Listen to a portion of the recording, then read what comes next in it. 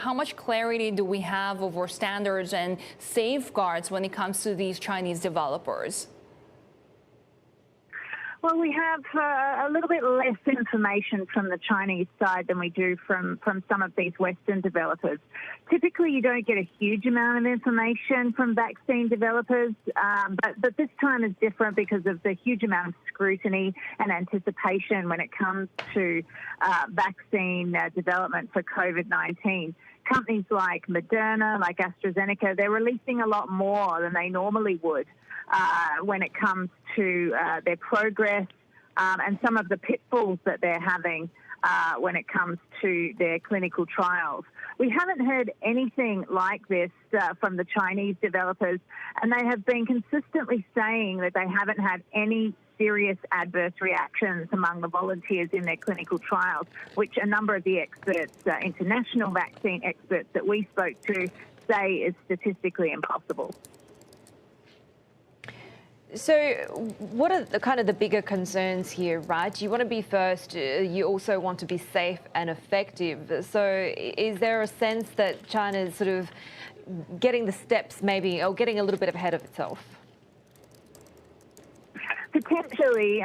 There is a fair bit of concern that not only are they doing these quite wide-ranging and large clinical trials, we've got Chinese developers testing everywhere from Indonesia to Pakistan, and many of them in phase 3, but they're also making quite big use of the emergency use authorizations that two, in particular, of the Chinese companies developing COVID vaccines have.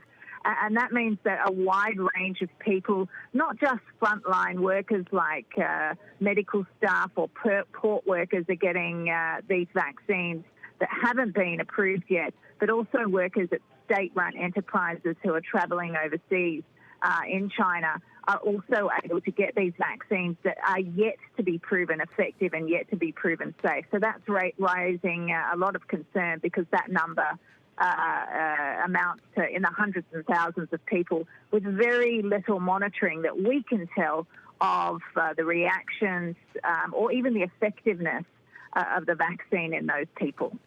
So how close are we told that we are to a potential Chinese vaccine? Well, I mean, they're also being on that side. I mean, we hear a lot more from the Western developers about when they're going to release interim data in the next month or so, for example, when they're going to update the market.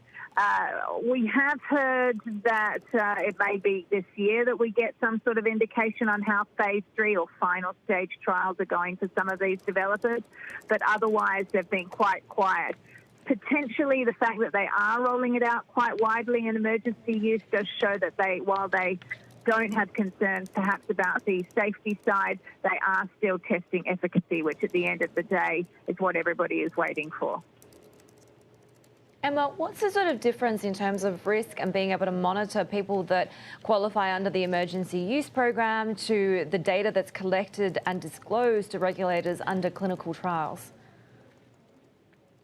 Well, I mean, it's like night and day, right? You have clinical trials that are run by independent companies separate to the vaccine developer who are monitoring the conditions under which volunteers are given the vaccine.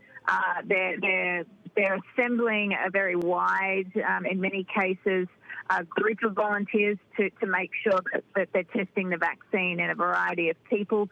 When you're just giving it out in emergency use, as far as we can tell from the people that we've spoken to, there's very little follow-up with those people, both on whether they, still get the virus after getting the vaccine, so, that means it's not effective, or whether they are getting any kind of reactions, whether that's of low-grade adverse events that you potentially do get with most vaccines, like a low fever or a little rash at the injection site, or whether they're seeing something much more serious and potentially not linking it to the vaccine.